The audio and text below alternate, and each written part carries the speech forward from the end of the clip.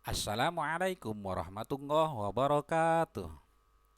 Alhamdulillah Rabbil Alamin. Anak-anakku, kita berjumpa lagi di pembelajaran 3 tema 7 subtema 1 pembelajaran 3 dan 4 ya anak-anakku ya. Kita langsung saja ya untuk menghemat waktu.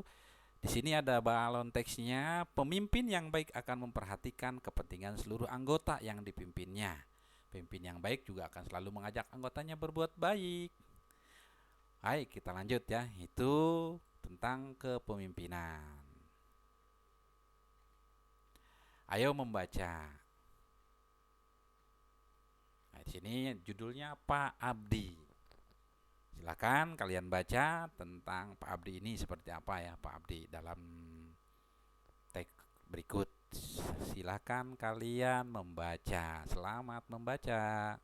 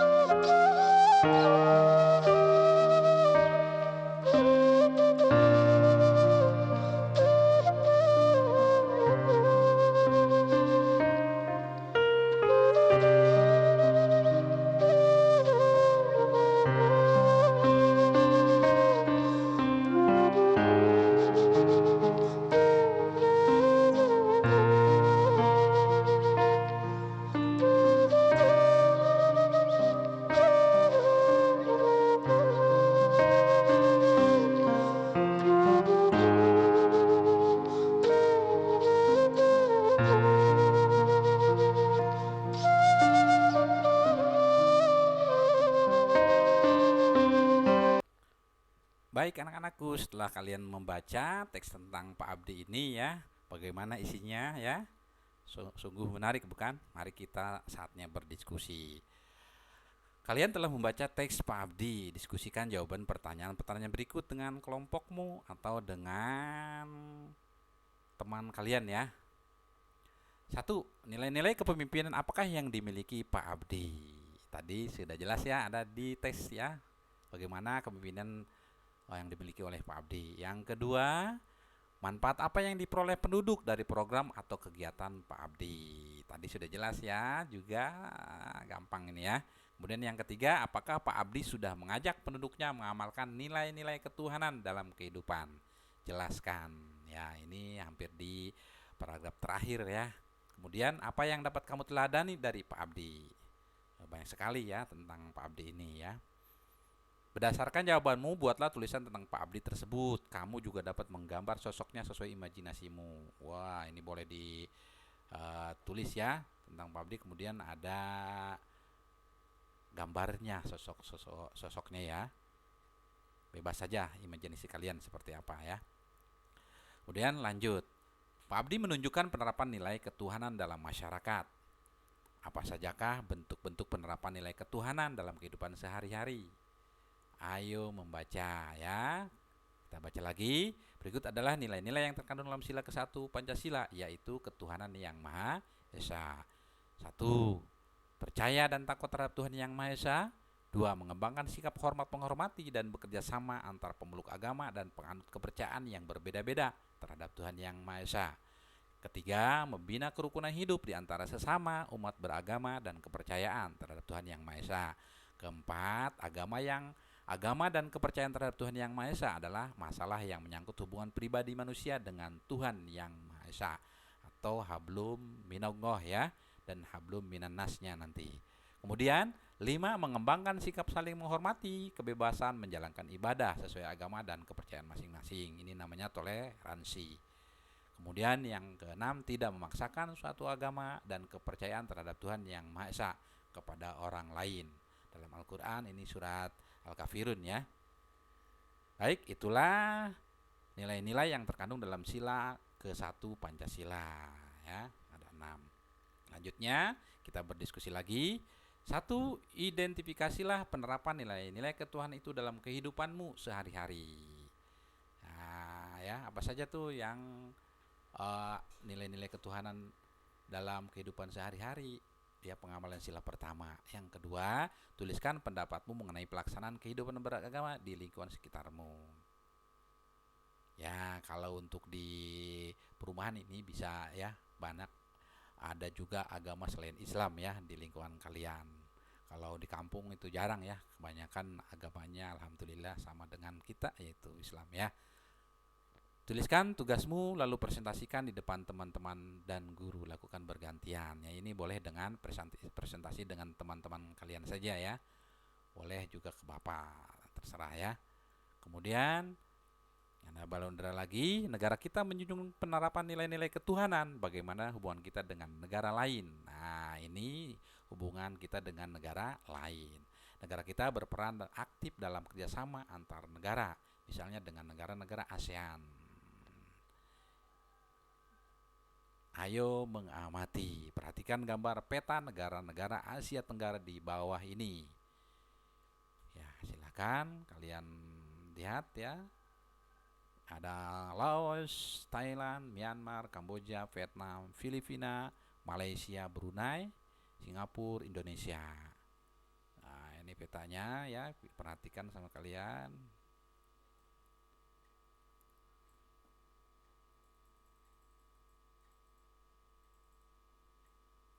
Oke, setelah kalian perhatikan, dan kita ayo mencoba. Carilah jawaban pertanyaan berikut pada buku referensi di perpustakaan sekolahmu, atau boleh melalui searching internet ya. Lakukan bersama teman. 1. Negara apa saja yang masuk dalam wilayah Asia Tenggara? Tadi sudah jelaskan ya, ada gambarnya, ada negara-negaranya ya. Kemudian negara apa saja yang masuk sebagai anggota ASEAN? Boleh ya. Kemudian apa sumber daya yang menjadi keunggulan tiap negara ASEAN? Masing-masing di negara tersebut punya keunggulan ya. Ada yang penghasil beras ya, ada penghasil timah ya, ada penghasil hasil bumi lainnya, rotan dan lain sebagainya ya. Kemudian 4. Apa produk yang dihasilkan dan diekspor oleh tiap negara anggota ASEAN? Ke negara mana produk tersebut diekspor? Ya, boleh kalian melihat eksplornya di Google ya. Yang kelima, apa produk yang diimpor tiap negara ASEAN dari negara mana produk tersebut diimpor? Kemudian yang keenam, apa peran Indonesia dalam bidang ekonomi di ASEAN? Ya, kemudian nanti kalian tulis dalam bentuk paparan diagram di sini ya. Pada pembelajaran 1 dan 2, kamu telah membaca teks pidato. Pada bacaan Pak Abdi di awal pembelajaran 3 ini juga terdapat teks pidato. Keseluruhan teks pidato itu memuat hal-hal pokok yang sama. Teks pidato harus memuat hal-hal berikut. 1. Salam pembuka. Itu berisi kalimat sapaan, selamat pagi, selamat siang, selamat malam, dan lain-lain. Atau diawali dengan salam dulu, assalamualaikum ya, seperti itu, assalamualaikum warahmatullahi wabarakatuh. Itu juga termasuk ke dalam salam pembuka ya. Kemudian pendahuluan, isinya memaparkan topik permasalahan yang akan dibahas. Setelah pendahuluan ke inti, berisi pembahasan topik secara lengkap. Kalimat ajakan atau bujukan yang digunakan untuk mengajak pendengar melakukan kegiatan yang diharapkan ya. Di kegiatan inti ini kalimatnya kalimat persuasif, itu kalimat untuk mengajak ya, kalimat ajakan ya. Yang keempatnya penutup. Penutup itu penyampaian rangkuman atau intisari topik yang telah disampaikan. Dan yang terakhir salam penutup, berisi kalimat salam penutup seperti terima kasih.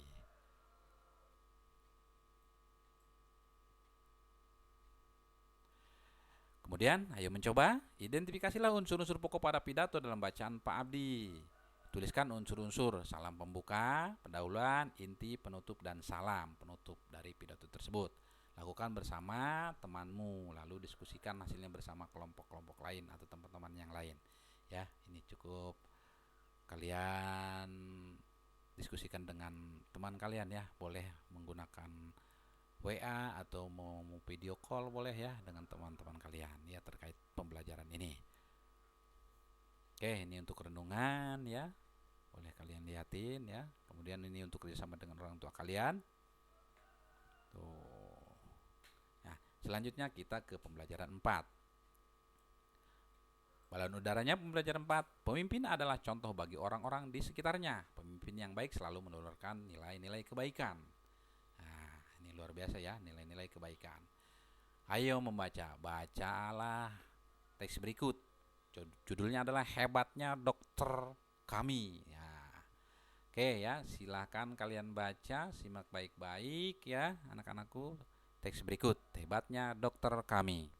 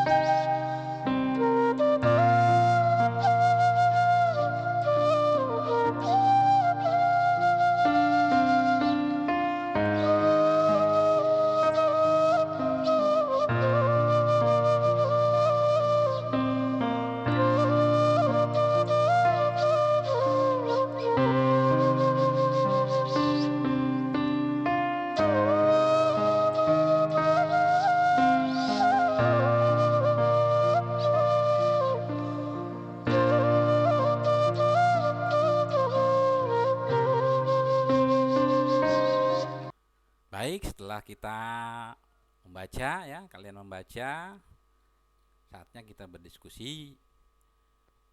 Seorang dokter, guru, kepala sekolah, atau pemimpin lainnya memiliki tempat yang berbeda saat bekerja.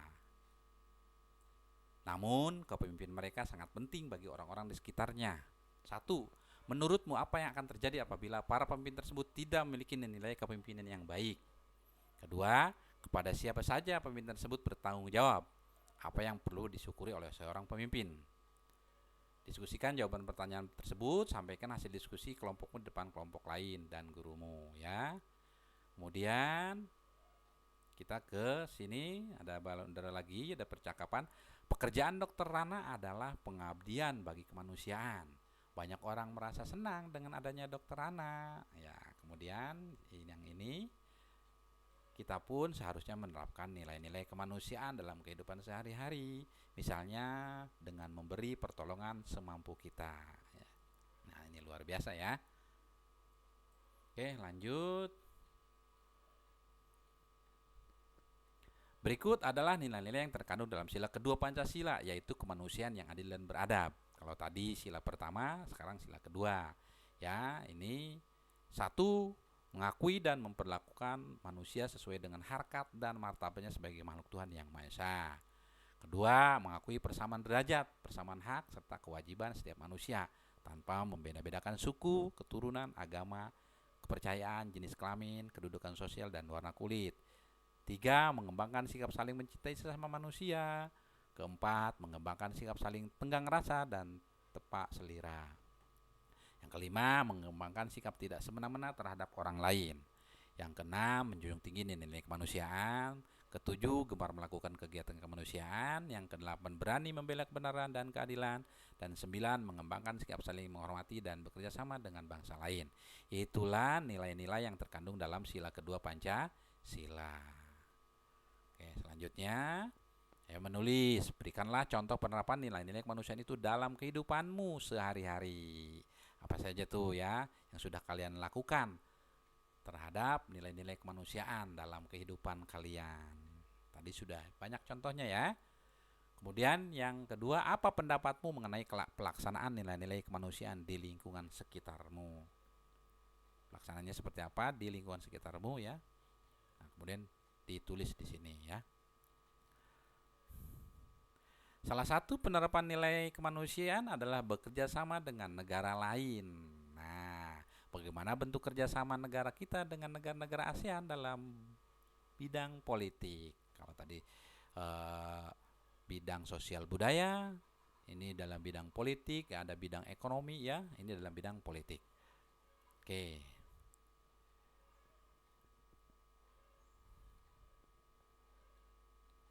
Carilah informasi mengenai peristiwa-peristiwa berikut. Carilah dari buku ya, atau dari internet, nggak apa-apa ya. Kemudian dua, dari informasi yang kamu kumpulkan, buatlah laporan mengenai peran Indonesia dalam bidang politik di ASEAN. Nah, ini skemanya ya. KTT 1 ASEAN di Bali tanggal 23 sampai 24 Februari 76. Keterangannya peran Indonesia apa tuh ya? Keterangan tentang apa nih ya? Kerjasama antar parlemen di ASEAN. Nah, seperti ini ya. Bisa kalian lihat di sumber lain ya.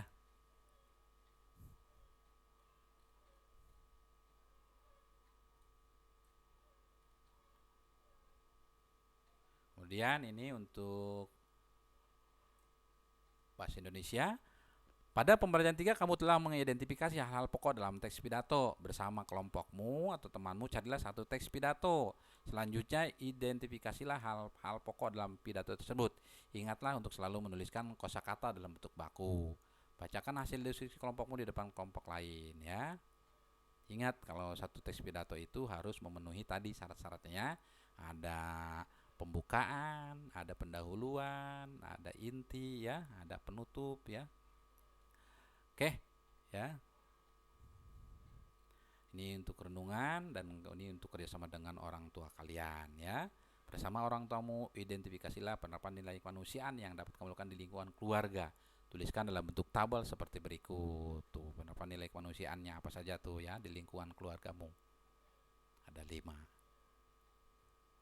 Baik, anak-anak, itu pembelajaran di pembelajaran 3 dan 4 ya, di subtema 1.